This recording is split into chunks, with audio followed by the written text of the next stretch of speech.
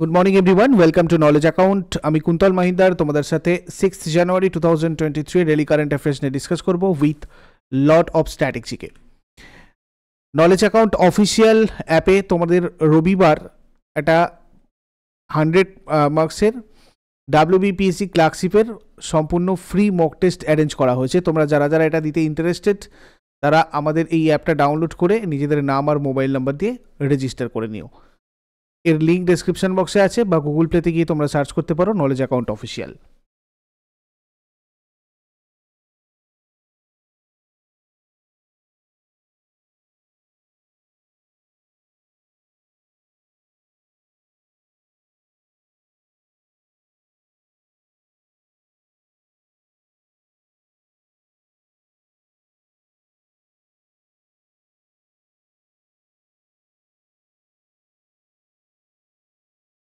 দেখো, আজকে প্রথম যে প্রশ্নটা তোমাদের সাথে আলোচনা করব, ভারতের প্রথম বিচ গেমস 2024 কোথায় অনুষ্ঠিত হচ্ছে? এটা ভারতের প্রথম বিচ গেমস, ঠিক আছে? তো সে কারণে তোমরা এটা মনে রাখবে, ঘোগলা বিচে প্রথম বিচ গেমস 2024 অনুষ্ঠিত হচ্ছে।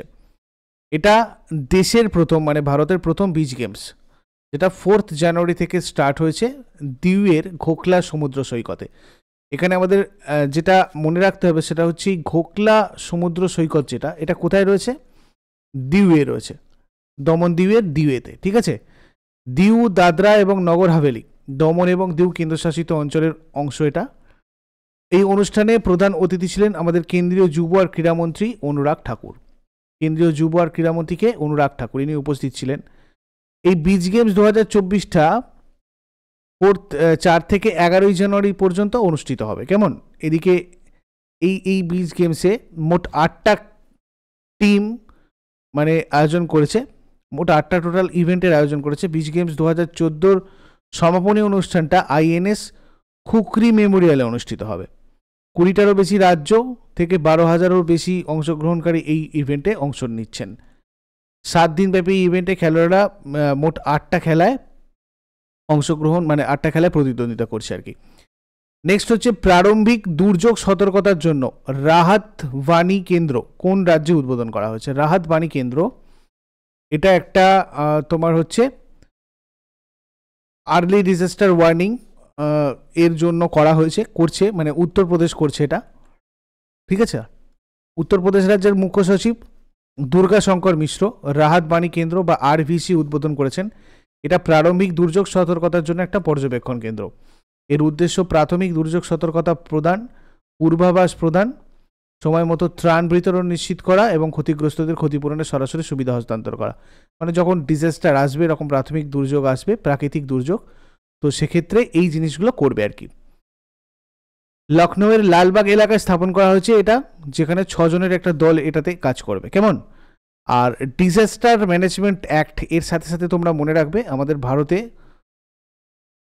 2005-এ এটা প্রবর্তন হয়েছিল, ঠিক আছে? Disaster management act. দেখো, উত্তরপ্রদেশের রাজধানী হচ্ছে তোমার লখনৌয়ে। মুখ্যমন্ত্রী যোগী আদিত্যনাথ, রাজ্যপাল আনন্দীবেন প্যাটেল, উত্তরপ্রদেশের লোকনৃত্য Nautanki, Raslila, Kajri, Jhora, Chhapeli, Jaita. National park Dudhwa national park, একটাই মাত্র ন্যাশনাল পার্ক রয়েছে এখানে।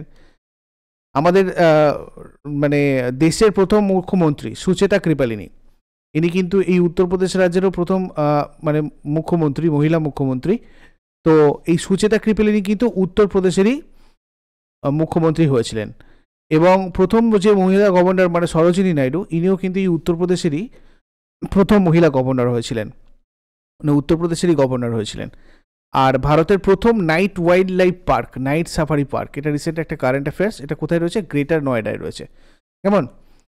এছাড়া উত্তরপ্রদেশে আমরা যদি দেখি অনেক রিসার্চ সেন্টার রয়েছে। Indian institute of sugar cane research, এটা লখনৌয়ে রয়েছে।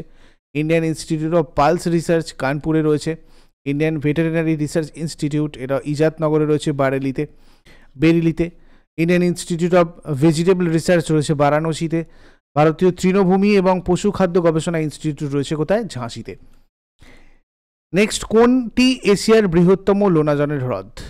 দেখো, এখানে এশিয়ার বৃহত্তম লোনা জলের হ্রদ হচ্ছে চিল্কা। কেন আমি এটা বললাম? তার কারণ অনেক পরিযায়ী পাখির সাক্ষীর উড়িষ্যার চিল্কা হ্রদে বার্ষিক পাখি শুমারি শুরু হয়েছে, ঠিক আছে? কোথায় পাখিশুমারি এটা শুরু হয়েছে? বার্ড সেন্সাস উড়িষ্যার চিল্কা হ্রদে। এই কারণে তোমাদের আমি এই প্রশ্নটা বললাম। Bombay natural history society BNHS, world wild life fund WWF and wild life trust of India WTI এর মতো সংস্থাগুলোর 100টারও বেশি পক্ষীবিদ, কর্মী এবং গবেষকরা লেক বার্ড শুমারিতে অংশ নিয়েছেন। মানে এই তোমার চিল্কা লেক বার্ড শুমারি যেটা আমরা বলছি বার্ড সেন্সাস, সেটাতে অংশ নিয়েছে। চিল্কা লেগুনে পরিযায়ী আর গৃহপালিত পাখির সংখ্যা গণনার জন্য 5 থেকে 6 জন পক্ষীবিদ নিয়ে গঠিত মোট 21টা দলকে দায়িত্ব দেওয়া হয়েছে।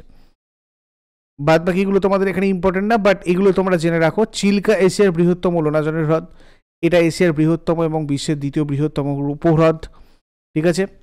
এটা দয়া নদীর মোহনায় ভারতের পূর্ব উপকূলে উড়িষ্যার পুরী, খুর্দা আর গঞ্জাম জেলায় বিস্তৃত। এটা বঙ্গোপসাগরে রয়েছে। 1981-এ 1981 সালে এটা রামসার কনভেনশনের অধীনে আন্তর্জাতিক গুরুত্বের প্রথম ভারতীয় জলভূমি মনোনীত, মানে প্রথম রামসার সাইট অ্যাকচুয়ালি হয়েছিল, এটা 1981-এ স্ট্যাটাস পেয়েছিল। বিশ্বের বৃহত্তম লোনা জলের হ্রদ যদি দেখি তাহলে কি হয়ে যাবে? কাস্পিয়ান সাগর, যেটা ইউরোপ আর এশিয়ার মধ্যে রয়েছে। জম্মু কাশ্মীরের যে উলার হ্রদ, এটা কিন্তু ভারতের বৃহত্তম মিঠা জলের হ্রদ। মিঠা পানি বলতে জল আর কি, মিঠা জলের হ্রদ। আর চিল্কা হ্রদ যেটা, এটা তোমার উড়িষ্যার, এটা তো তোমাদেরকে বললামই। এইটা তোমার 1981 সালে রামসার সাইট হয়েছিল চিল্কা হ্রদ, এটা তোমরা দেখে রাখবে। হ্রদের অভ্যন্তরে অবস্থিত নালাবন দ্বীপ যেটা, এটা বন্যপ্রাণী সুরক্ষা আইন 1972-এর অধীনে সুরক্ষিত একটা পাখি অভয়ারণ্য, সেটাও কিন্তু এখানেই রয়েছে। এছাড়া দেখো লার্জেস্ট ফ্রেশ ওয়াটার লেক, আমরা যদি দেখি আমাদের ভারতের মধ্যে বৃহত্তম মিষ্টি জলের হ্রদ কি বললাম? উলার হ্রদ। কোথায় রয়েছে? জম্মু কাশ্মীরে। লার্জেস্ট ব্র্যাকিশ ওয়াটার লেক কোথায় রয়েছে? উড়িষ্যায়, Chilika. Largest salt water lake কোথায় রয়েছে? আমাদের ভারতের সম্বর লেক, এটা কোথায় রয়েছে? রাজস্থানে। লার্জেস্ট আর্টিফিশিয়াল লেক মানে কৃত্রিম হ্রদ, এটা হচ্ছে গোবিন্দ বল্লভ পান্ত সাগর, উত্তরপ্রদেশে রয়েছে। লংগেস্ট লেক, দীর্ঘতম হ্রদ যদি দেখি তাহলে সেটা হচ্ছে কেরালার ভেম্বনাথ হ্রদ। লার্জেস্ট হাই অল্টিটিউড লেক যদি দেখি, মানে সব থেকে উচ্চতায় রয়েছে এরকম হ্রদ, সেটা হচ্ছে আমাদের সিকিমের চোলামু লেক। কেমন? নেক্সট 2024 সালের জানুয়ারির প্রথম সপ্তাহে কেন্দ্রীয় মন্ত্রিসভা কোন বিমানবন্দরকে আন্তর্জাতিক বিমানবন্দরের মর্যাদা দিয়েছে? অযোধ্যা এয়ারপোর্ট তোমার হচ্ছে আন্তর্জাতিক বিমানবন্দরের মর্যাদা দিয়েছে। দেখো এটা নিয়ে আমাদের মোট 35টা আন্তর্জাতিক বিমানবন্দর হলো, ঠিক আছে। কেন্দ্রীয় মন্ত্রিসভা 5 জানুয়ারি 2024-এ অযোধ্যা বিমানবন্দরকে একটা আন্তর্জাতিক বিমানবন্দরের মানে স্বীকৃতি দিয়েছে। এছাড়া এখন থেকে এটাকে মহর্ষি বাল্মীকি ইন্টারন্যাশনাল এয়ারপোর্ট অযোধ্যা ধাম নামকরণের প্রস্তাব অনুমোদন করা হচ্ছে, মানে এটা হয়ে যাবে হয়তো পরে নাম। আন্তর্জাতিক বিমানবন্দরের মর্যাদা কেন পায় কোনো একটা বিমানবন্দর? ঠিক আছে, এটা কোনো একটা মানে আমরা যদি দেখি অযোধ্যা কেন পেল? অযোধ্যার ক্রমবর্ধমান অর্থনৈতিক সম্ভাবনা, বিশ্বব্যাপী তীর্থস্থান হিসেবে ক্রমবর্ধমান গুরুত্ব, অযোধ্যায় বাড়ছে বিদেশি তীর্থযাত্রী ও পর্যটকের সংখ্যা। এছাড়াও আরও অনেক কারণে অযোধ্যা বিমানবন্দরকে আন্তর্জাতিক বিমানবন্দরের মর্যাদা দেওয়া হয়েছে। এটা তোমাদের বিমানবন্দরের ক্লাসে বলেছি কেন একটা এয়ারপোর্টকে ইন্টারন্যাশনাল এয়ারপোর্টের স্ট্যাটাস দেওয়া হয়। এখন পর্যন্ত 34টা ছিল, আর এইটা নিয়ে টোটাল কতগুলো হবে? 35টা হবে। কেমন? আমাদের দেশে ইন্টারন্যাশনাল এয়ারপোর্ট। প্রথম বিশ্ব নেতা হিসাবে ইউটিউবে 2 কোটি সাবস্ক্রাইবার অর্জন করেছে কে? ঠিক আছে, ওয়ার্ল্ড লিডার হিসাবে নরেন্দ্র মোদী 2 কোটি সাবস্ক্রাইবার অর্জন করলো প্রথম, মানে ওয়ার্ল্ড লিডার হিসাবে।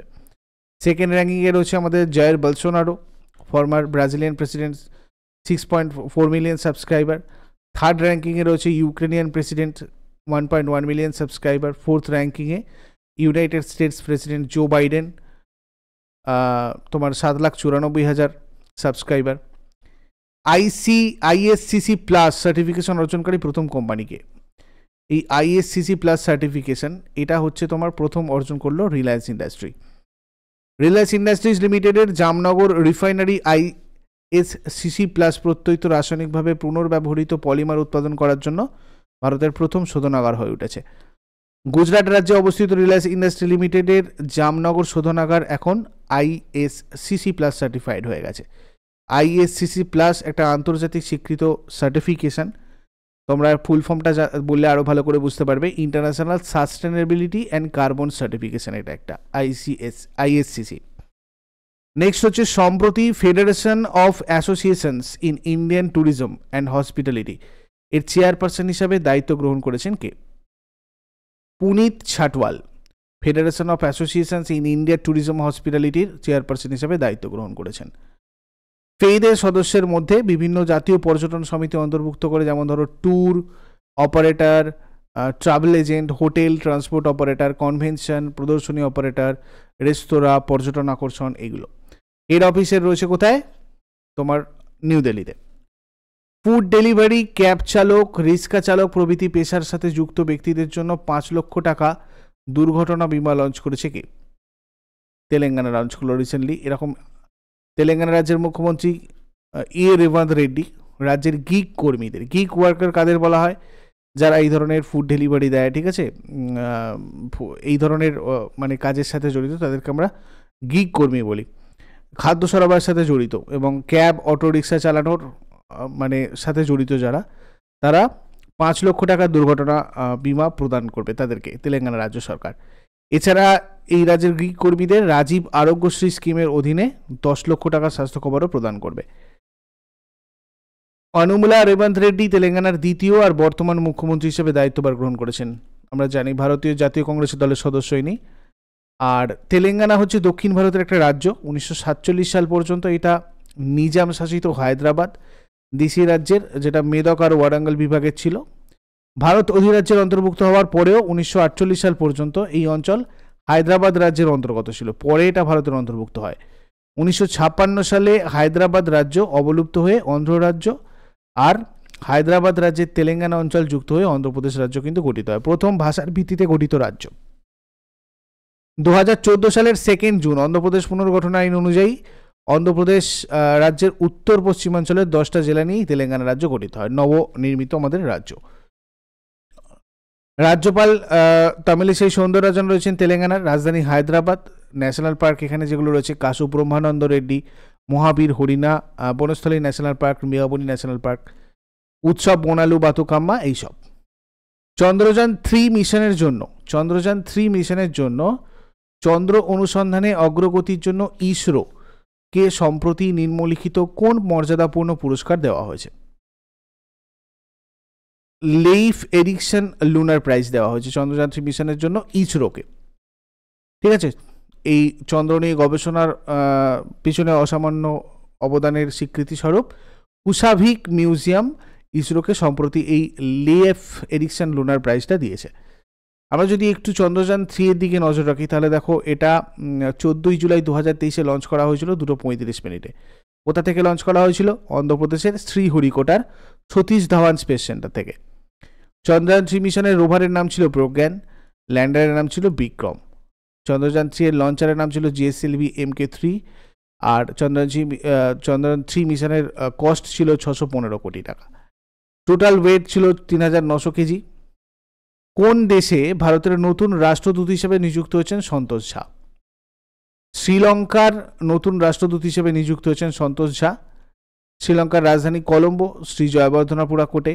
মুদ্রা শ্রীলঙ্কান রুপি, সরকারি ভাষা সিংহলি, তামিল। রাষ্ট্রপতি রনিল বিক্রমাসিংহে। আর প্রধানমন্ত্রী রয়েছেন দীনেশ গুণবর্ধন। দেখো, রাষ্ট্রদূত আর হাই কমিশনারদের আমি একটু পার্থক্য তোমাদের আরেকবার রিমাইন্ড করিয়ে দেবো। কমনওয়েলথ নেশনস, যেগুলো কমনওয়েলথের অংশ নয়, অর্থাৎ যেগুলো ব্রিটিশদের উপনিবেশ ছিল না, ঠিক আছে, তো সেই কমনওয়েলথ নেশনস ছাড়াও অন্যান্য দেশে ভারত সরকারের প্রতিনিধি একজন রাষ্ট্রদূত হিসেবে পরিচিত, যেমন চীন, জাপান, মার্কিন যুক্তরাষ্ট্রের ভারতের প্রতিনিধি এবং আরও দেশ রয়েছে। আর হাই কমিশনার হচ্ছে কমনওয়েলথ অফ নেশনসের প্রতিনিধিদের জন্য ব্যবহৃত শব্দ। দুটোই সেম জিনিস, শুধু কমনওয়েলথের সদস্য যারা মানে অংশ নয় সেগুলোর জন্য রাষ্ট্রদূত, আদারওয়াইজ হাই কমিশনার। কমনওয়েলথ হলো 54টা স্বাধীন দেশের একটা স্বেচ্ছাসেবী সংস্থা। এ কারণে তারা একে অপরকে সম্বোধন করতে হাই কমিশনার শব্দটা জাস্ট ব্যবহার করে। যেমন ধরো Pakistan, Sri Lanka, Bangladesh, Australia, New Zealand, United kingdom, ঠিক আছে, এগুলোতে ভারত সরকারের প্রতিনিধি হাই কমিশনার হিসেবে পরিচিত। একজন রাষ্ট্রদূত একটা দূতাবাসের প্রধান কূটনৈতিক, আর মানে রাষ্ট্রদূত মানে ব্র্যান্ড অ্যাম্বাসাডার অ্যাকচুয়ালি। আর একজন হাই কমিশনার হলেন হাই কমিশনের প্রধান কূটনীতিক, আর কিছুই না। চীনে ভারতীয় কূটনৈতিক মিশনের প্রধানকে চীনের জন্য ভারতীয় রাষ্ট্রদূত বলবো আমরা, আর ব্রিটেনে ভারতীয় কূটনৈতিক মিশনের প্রধানকে ব্রিটেনের জন্য ভারতীয় হাই কমিশনার বলবো। রাষ্ট্রদূতরা কেবল দেশগুলোর মধ্যে ভালো কূটনৈতিক আর বন্ধুত্বপূর্ণ সম্পর্কের প্রচারই করে না, বরং সন্ত্রাসবাদ, মানব পাচার, পরিবেশের শোষণ, স্থানীয় উদ্ভিদ আর প্রাণীর অবৈধ ব্যবসা, মাদক ব্যবসা এবং আরও অবৈধ কার্যকলাপের মতো অবৈধ কার্যকলাপগুলো বন্ধ করে দেশগুলো শান্তির জন্য কাজ করে।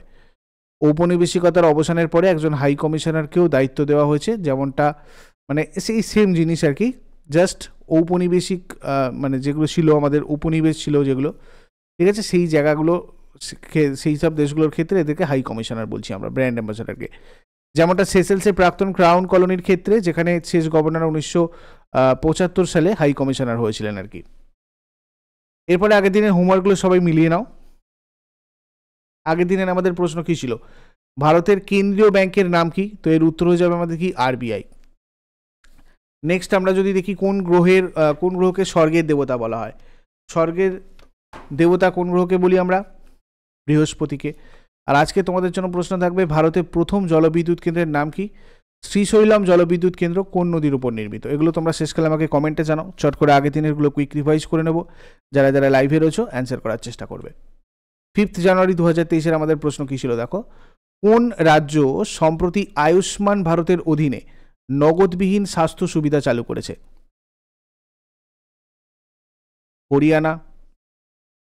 প্রথম প্রতিবন্ধী ক্রীড়া পুরস্কারে সেরা পুরুষ ক্রীড়াবিদ পুরস্কার কে জিতেছেন? সুমিত আন্টিল। কে এম এস স্বামীনাথন অ্যাওয়ার্ড 2024 সালে স্বামীনাথন পুরস্কার পেয়েছেন? অধ্যাপক বি আর কম্বোজ। কোন রাজ্য সরকার one time settlement scheme launch করেছে রিসেন্টলি? হরিয়ানা। কোন রাজ্য গুণোৎসব উৎসব চালু করেছে? আসাম। সুপ্রিম কোর্টের আইনি পরিষেবার চেয়ারম্যান হিসেবে জাতীয় আইনি পরিষেবা কর্তৃপক্ষ কাকে মনোনীত করেছে?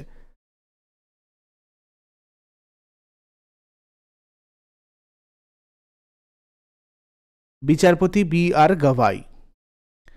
কে পরবর্তী পশ্চিমী নৌবাহিনীর কমান্ডার, ওয়েস্টার্ন নেভি কমান্ডার হতে চলেছেন?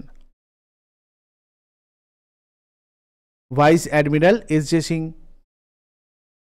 2024 সালে জানুয়ারিতে ভারতীয় পররাষ্ট্র মন্ত্রণালয়ের নতুন প্রধান মুখপাত্র হিসেবে কে নিযুক্ত হলেন? Randhir Jaiswal. Forbes highest paid female athletes 2023 তালিকায় প্রথম স্থানে রয়েছেন কে? ইগা সুইটেক। অষ্টম শ্রেণীর শিক্ষার্থীদের বিনামূল্যে ট্যাব প্রদান করেছে কোন রাজ্য? অন্ধ্রপ্রদেশ। এগুলো ছিল তোমাদের আগের দিনের কারেন্ট অ্যাফেয়ার্স। ইউজফুল বলে মনে হলে অবশ্যই লাইক, আর অবশ্যই তোমাদের মতামত জানাও কমেন্ট বক্সে। তোমাদের ফিডব্যাকটা কিন্তু আমাদের ক্ষেত্রে খুব জরুরি। আমি প্রতিদিনই তোমাদের বারবার বলছি, তোমাদের ফিডব্যাকটার ওপর ডিপেন্ড করে মানে এটা আমাদেরকে সাহায্য করবে অ্যাকচুয়ালি তোমাদের এই ধরনের সেশনগুলো আরও বেটার করার জন্য। সো ফিডব্যাকটা সবাই অবশ্যই দেবে কমেন্ট বক্সে।